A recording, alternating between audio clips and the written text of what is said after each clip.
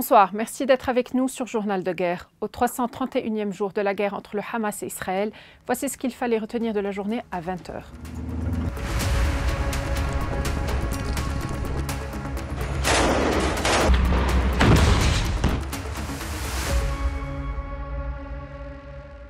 Les échanges de tirs d'artillerie ont repris dimanche sur le front sud après une matinée relativement calme. Un mort a été recensé suite à une frappe israélienne à Beth-Lif. Dans l'après-midi, 4 personnes ont été blessées dans une frappe israélienne sur Ait Shab, a annoncé dans un communiqué le centre des opérations d'urgence du ministère de la Santé. L'artillerie israélienne a lancé 2 obus de mortier en direction de Berger à la périphérie de Shaba pour les faire fuir. Elle a également visé les abords de Wazani. Des drones israéliens ont survolé Kounin, Ainata, Brachit, Shara, Maroub et Dir Hanoun al-Nahr.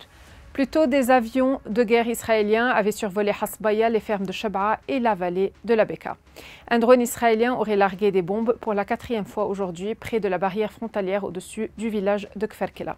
Des informations font état de personnes gravement blessées à la suite d'un tir de roquettes anti-blindage depuis le Liban en direction de la colonie de Yuval en Haute-Galilée.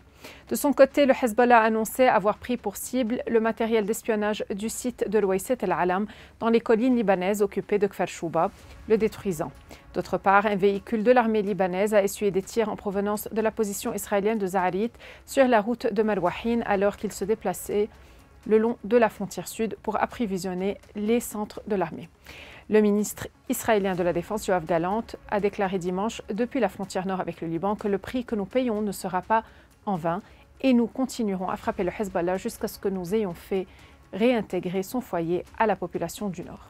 3 policiers israéliens, dont une femme, ont été tués dimanche dans une attaque armée dans le sud de la Cisjordanie occupée, a annoncé le commandant de la police israélienne dans ce territoire palestinien où l'armée israélienne mène une vaste opération antiterroriste. L'armée israélienne a également annoncé dimanche avoir abattu un Palestinien soupçonné d'avoir mené l'attaque armée.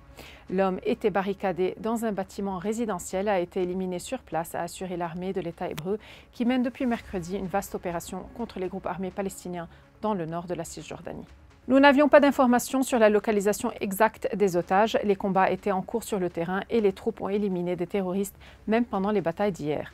Les troupes opèrent toujours sur le terrain à l'heure actuelle, a déclaré le porte-parole de l'armée israélienne Daniel Hagari dans un communiqué après avoir annoncé la découverte de 6 otages morts dans un tunnel de Gaza. Pour sa part, le Premier ministre israélien Benjamin Netanyahu a promis de régler ses comptes avec le Hamas suite à la déclaration de Hagari. « Nous vous traquerons, nous vous attraperons et nous réglerons votre compte. Celui qui tue des otages ne veut pas d'un accord pour un cessez-le-feu et la libération des otages israéliens en échange de prisonniers palestiniens », a-t-il martelé lors de son allocution dimanche. Parallèlement, un haut responsable du Hamas a également déclaré que les 6 otages israéliens retrouvés morts dans un tunnel de Gaza avaient été approuvés pour être libérés en cas d'accord de trêve. Certains des noms des captifs retrouvés par Israël feraient partie de la liste des otages à libérer que le Hamas avait approuvé dans le cadre d'un échange proposé contre des prisonniers palestiniens détenus en Israël, a déclaré ce responsable à l'AFP. Le chef de la diplomatie européenne, Josep Borrell, s'est dit horrifié dimanche par le meurtre de 6 otages israéliens du Hamas, dont les corps ont été retrouvés dans la bande de Gaza. Ces jeunes hommes et femmes innocents auraient dû être mis en sécurité depuis longtemps et retrouver leurs proches. Nous sommes aux côtés de tous les otages, a déclaré M. Borrell sur X. Nous avons besoin d'un cessez-le-feu et mettre fin à cette tragédie et ramener tous les otages chez eux, a-t-il ajouté.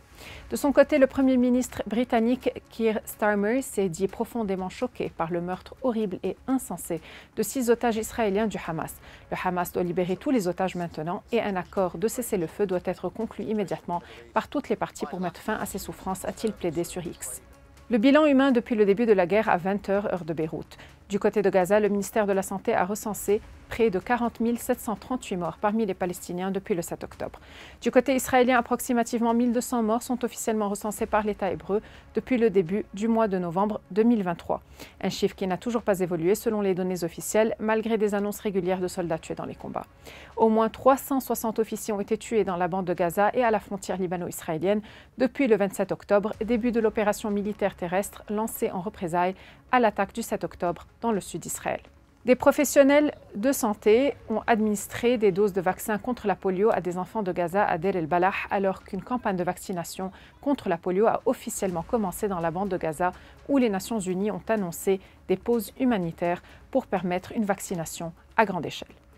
Merci de nous avoir suivis sur Ici Beyrouth. On se retrouve demain pour un autre résumé de la situation. Vous pouvez suivre toute actualité concernant cette guerre sur notre site web www.icibeyrouth.com sous la rubrique Guerre Israël-Hamas, ainsi que sur tous nos réseaux sociaux.